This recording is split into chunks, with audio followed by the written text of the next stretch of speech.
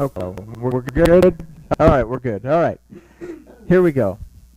All right, so in the first part of Hukat, we talked about the hyssop and that Yahusha was offered a sponge of wine on a reed of hyssop, and he refused it. Okay? And that's not what Yochanan tells us. This is what John says. Let's see. After this, Yahusha, knowing that all had been accomplished in order that the scripture might be accomplished, said, I thirst. Listen to this, because hopefully bells will go off. A bowl of vinegar stood there, and they filled the sponge with the vinegar, put it on hyssop, and held it to his mouth. Now here comes the part that doesn't make sense. And when Yahusha took the vinegar, he said, it has been accomplished, and bowing his head, he gave up the spirit.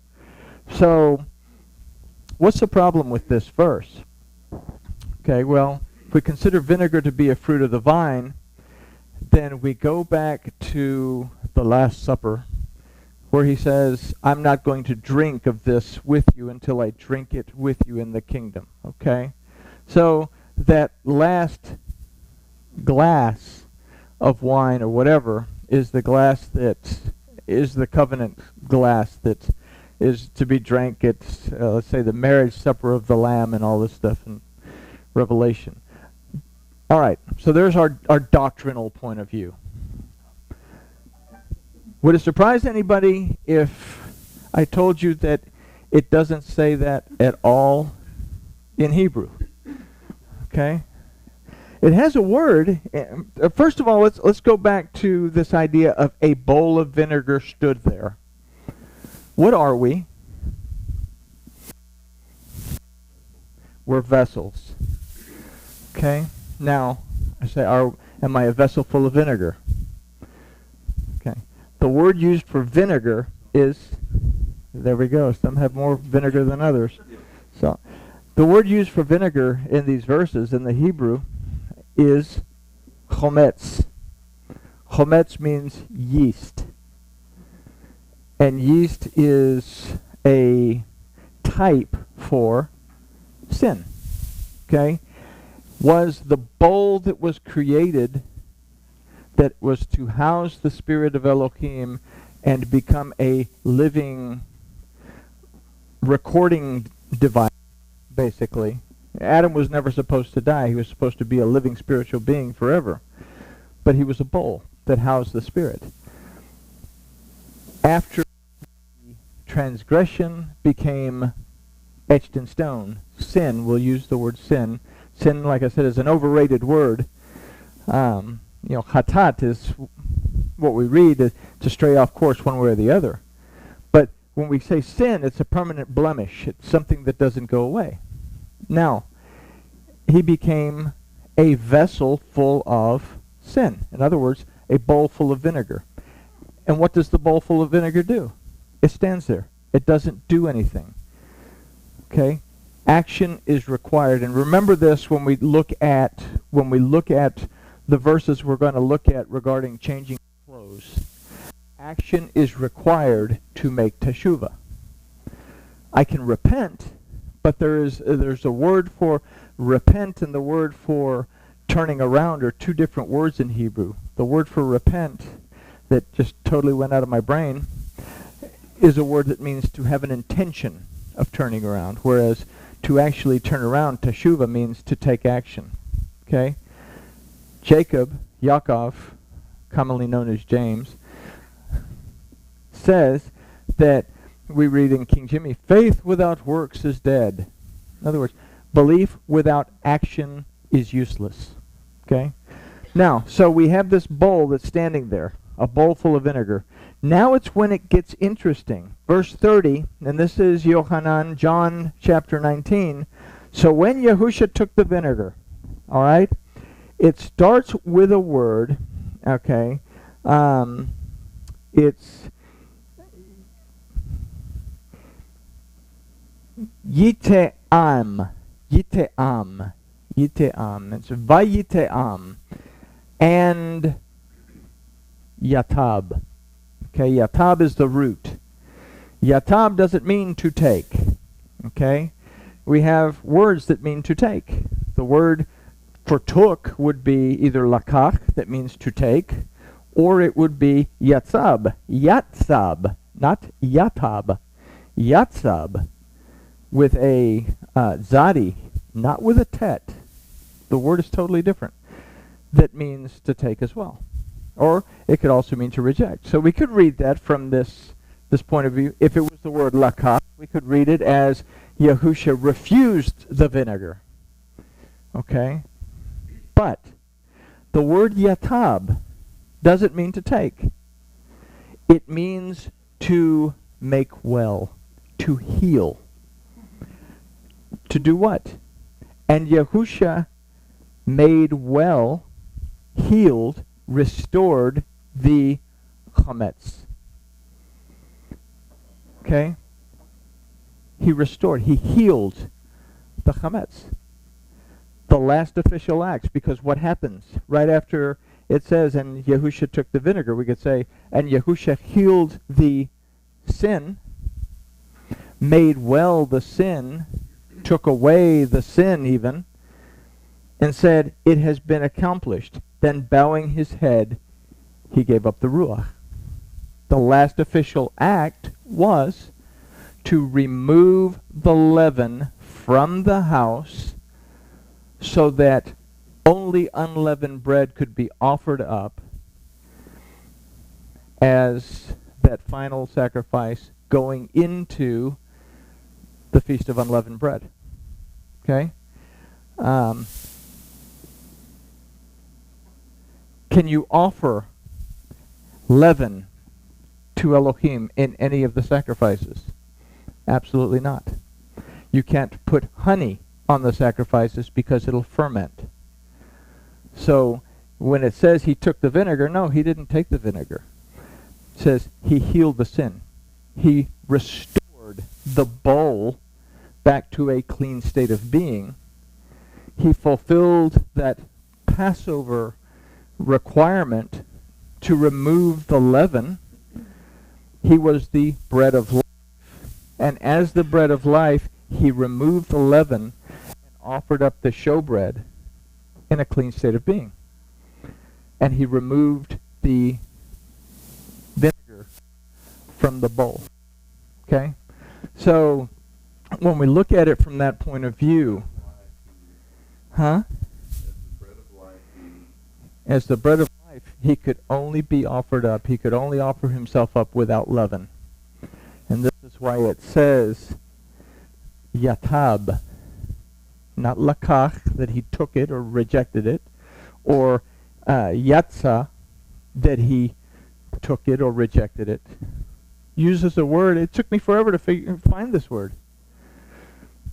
And finally, I realized that you don't need a computer to find everything. You can actually go and open a book, and so I actually went to Strong's, and there it was. And you just you construct the word back, and there was this word, to make well, to heal the chametz. The word again for vinegar. Yeah, chametz can mean vinegar down towards the bottom of the list of definitions, but at the top of the list of definitions, it's yeast. He removed the yeast. And removing the yeast makes him the showbread. And as the showbread, he can now, as the high priest, offer it up. Okay? So, going back to Parsha Hukat, okay? We made the connection between the Para Aduma and Yahusha.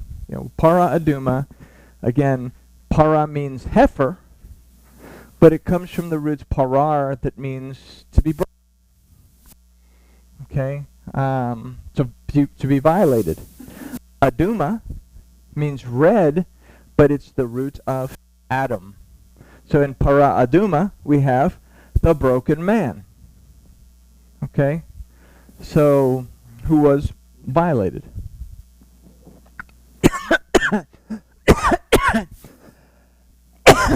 Excuse me.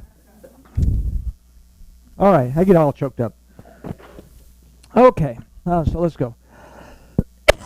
Just to recap, again, very important Torah portion. Very important Torah. We have to understand this. Yahusha is the Parah Adumah. We have to have the blood of Yahusha in order to be able to enter back into the city, much less be able to enter into the tabernacle. But we have to be able to remove the vinegar, so to speak. Anyway. All right, so concepts from part 1. The Torah is the word of Yahuwah that contains the declarations, proclamations, commandments, promises, warnings of Yahuwah as given to humankind. These are spoken to us by and through the written word of Yahuwah and by and through his Ruach, his Spirit, that is always in our presence. And this is from Bamidbar, chapter 19, the whole chapter. And we get this from that first verse that says, and Yahuwah spoke to Aaron and Moses, saying. Okay. Then we go on and we read about the bringing of the red heifer and the killing of the red heifer, up to the last verse that we considered in part 1, that after it had been killed and set on fire and everything, because it's something that's totally consumed, that they took the hyssop, the scarlet, and cedar wood and threw it in there. Okay? And we found that aside from cedar wood or scarlet, they left out a word in English that was worms, the idea of this falsehood. Okay? That has to be burned up too. Because the other, well, I'm getting ahead of myself. Let's just go. All right, so we also learned in part 1 of Hukat, we must take charge of and be joined to this one statute in agreement with the Torah in every aspect of our lives at every moment that we live. Rashi stated in his commentary that this was a specific decree. Now he states, because Satan and the nations of the world provoke Israel, saying, what is the meaning of this commandment to you and what is its reason? It is a decree about which you have no right to speculate. In our last study, we considered the first 2 words of that verse that says this is a statute, okay, that says Zot Hukat. Zot, remember, is this one, okay, so specific, this one, and Hukat is interesting that it's a word that we don't really see after this, because usually when it says statute it says mishpat or mishpatim, or this is a either that or a mitzvot, but this is a hukat, and hukat is a word that means a specific decree. So this one specific decree, there's no decree like it, and it deals with something that is crazy. It's out there. Find a red heifer. But we understood what red heifer means. So it is a very specific decree, and we cannot speculate. We cannot argue with it. You can either accept it or reject it, but you cannot ride the fence on this decree. Everybody with me? Okay. And that is exactly what Yahusha said. You have to choose between Elohim and Mammon. You have to choose between Elohim and everything else that separates you or drags you away. Okay? I either have a relationship with Elohim or I don't. There's no middle line. Okay? Then, we considered, it is Yahuwah Elohim that teaches and ministers to us when we allow his presence to surround us and protect us, when we become willing to surrender our evil inclination and the opinions that we allow to influence us, that violate our humanity. Another meaning of para aduma, something that violates our humanity from an application point of view. Again, parar means to violate, aduma means humankind, humanity. Okay, that allows to influence us, that violate our humanity and the pride that we refuse to acknowledge while refusing to see the bondage in which it puts us. So, what do we have to destroy? In the para aduma, we have to destroy those things that violate our ability to understand when we need to make teshuvah. We have to humble ourselves. And this kind of takes us to 2 Chronicles 7, 11 through 15. I don't know where exactly, but if my people will humble themselves and call upon my name, I will hear them, I will forgive their sin, and I will heal their land. Okay? I think it's 2 Chronicles 14. So see, I was close. Somewhere between 11 and 15. All right. But to be willing to humble myself first. I have to humble myself, accept, and then call on the name. Okay?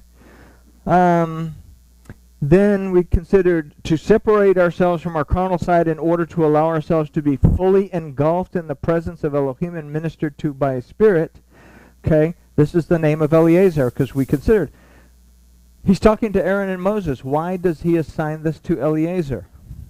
Okay? So, there's a hierarchy there. Maybe Aaron didn't feel like doing it. They pass it to Eleazar. But if the Torah says it, and if the Torah gives us a name, then we have to look at it and say, okay, what does this name mean, and how do we apply this to us? Eleazar happens to mean Elohim has helped. Okay? Azar means that he not only helps, but he protects. He ministers to, he protects, he helps. Okay? So to separate ourselves from our carnal side in order to allow ourselves to be fully engulfed in the presence of Elohim and ministered to by His Spirit, Eleazar the Cohen, okay, ministered to us. The first step is becoming aware of when Yahuwah Elohim shows us that we're outside the camp. We must be willing to die to the flesh and our evil inclination that feeds it. This must be done outside the camp, as a state of being cannot enter into the presence of Yahuwah. What does we look at it from our best King Jimmy? Can Elohim look upon sin? Can sin reside in the presence of Elohim? Very important concepts to consider when we look at the verses we're about to look at. Okay? Yahuwah Elohim that teaches and ministers to us when we allow His presence to surround and protect us.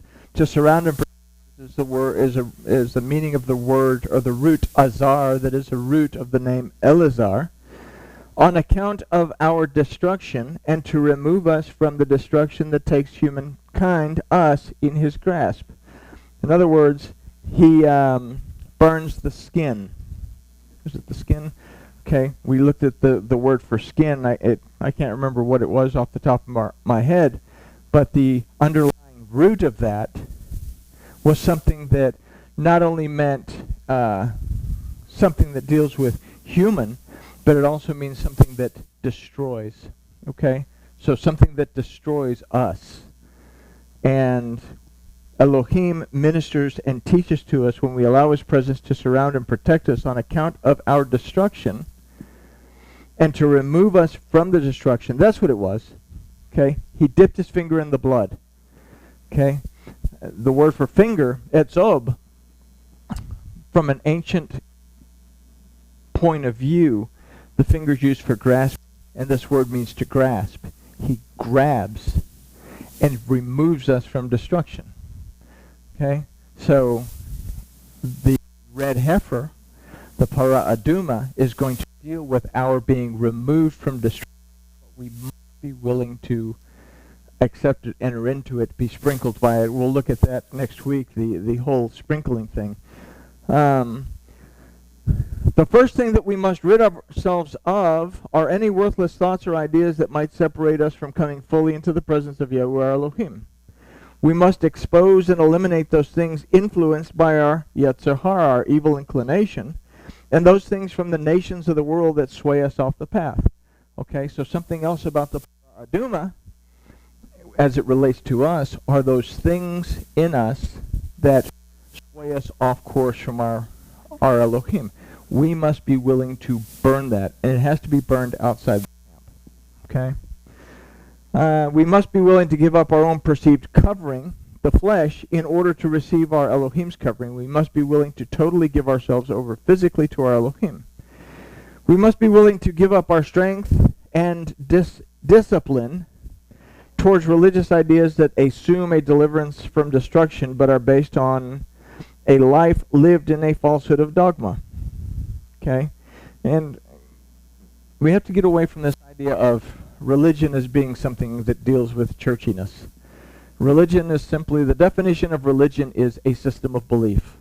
I can have a system of belief and not be religious. Okay? So anything in my system of belief that is not true, I need to examine it and get rid of it. Okay? These are the influence that we take in from the Satan and the nations of the world.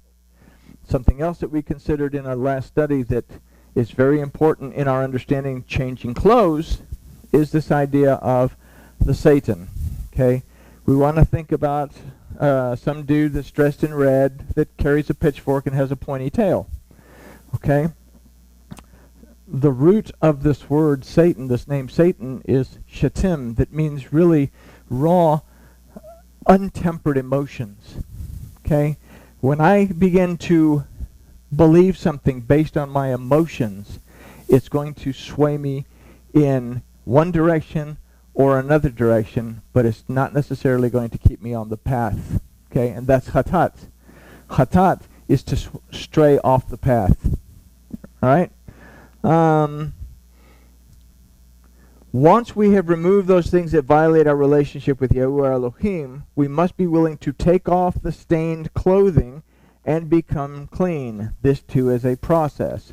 So now, here's the interactive part. Everybody will notice that there are spaces between these verses. And I passed out pens. So we're going to ask some questions. Okay?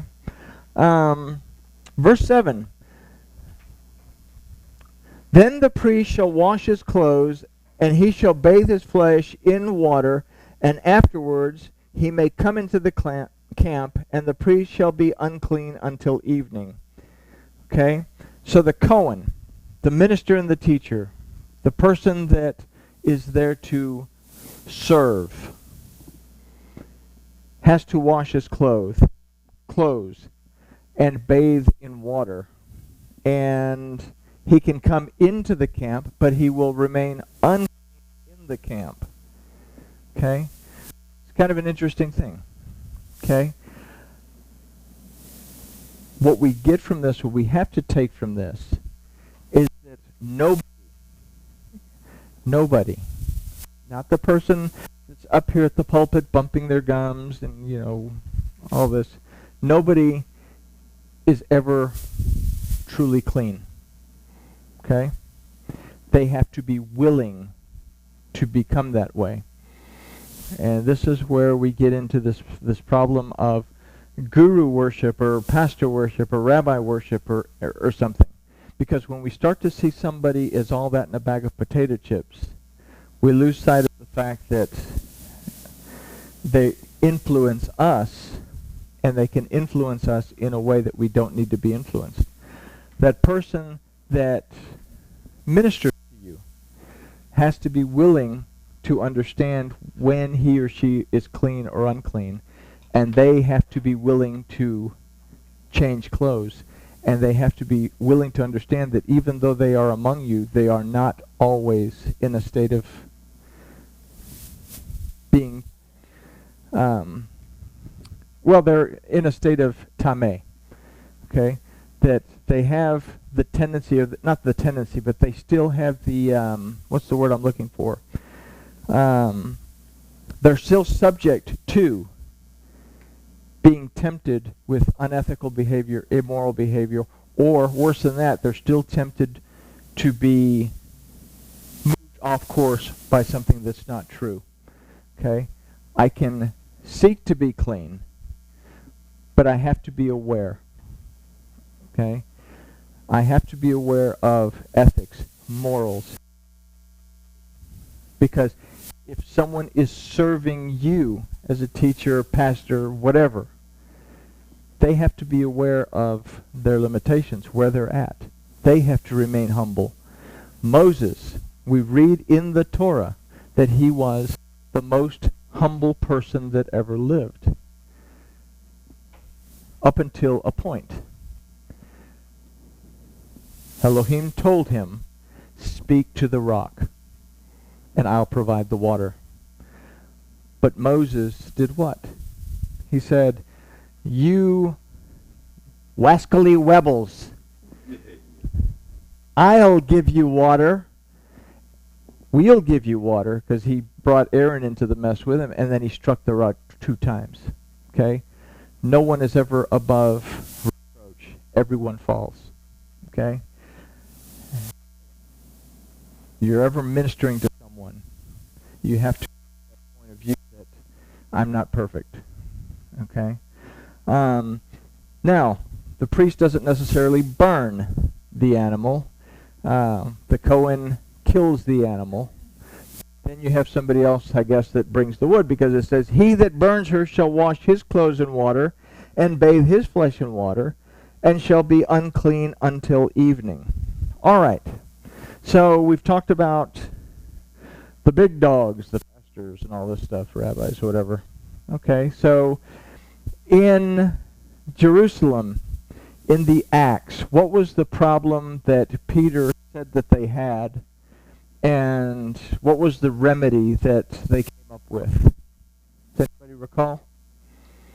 They had a lot of hungry people that were coming, and it dealt something with feeding these people. What was the problem that Peter said or stated, and what was the solution that he came up with as far as taking care of these people? Huh? Well, this is afterwards. This is in Acts. They had food.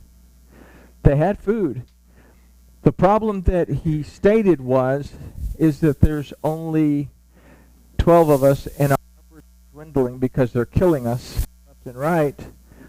We don't have time to basically be waiters. We need people that will come and serve at the tables so that we can teach. Okay?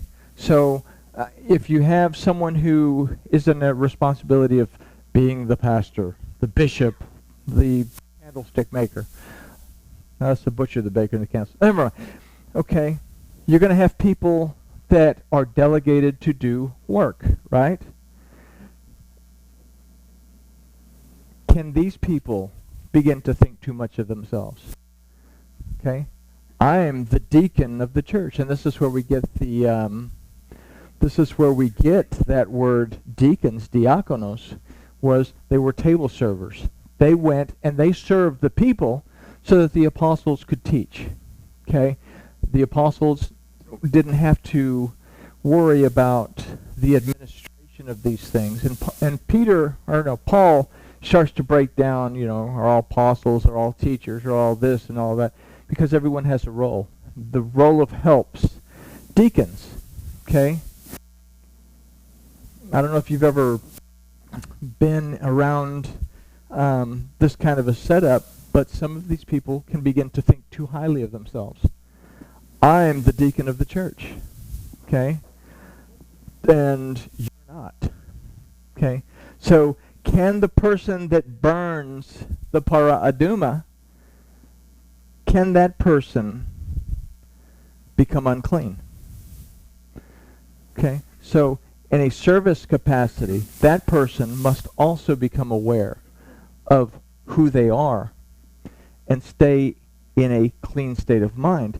Otherwise, they become unclean until evening. Anybody recall what the word for evening is in Hebrew? Erev. Erev. The first time that we see the ayin as a root of a word in the Torah is in the word Erev. And there was morning and there was evening the first day. Erev, ayin, is a letter that represents perception. I have to be able to perceive that I am unclean. Okay? So he will remain unclean until his perception changes. Okay?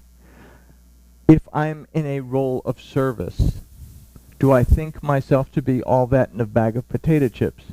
Because if I do think myself to be all that in a bag of potato chips and I'm lauding it over other people, then I am unclean. Okay? My perception has to change. I have to recognize that I'm not a master, I'm a servant.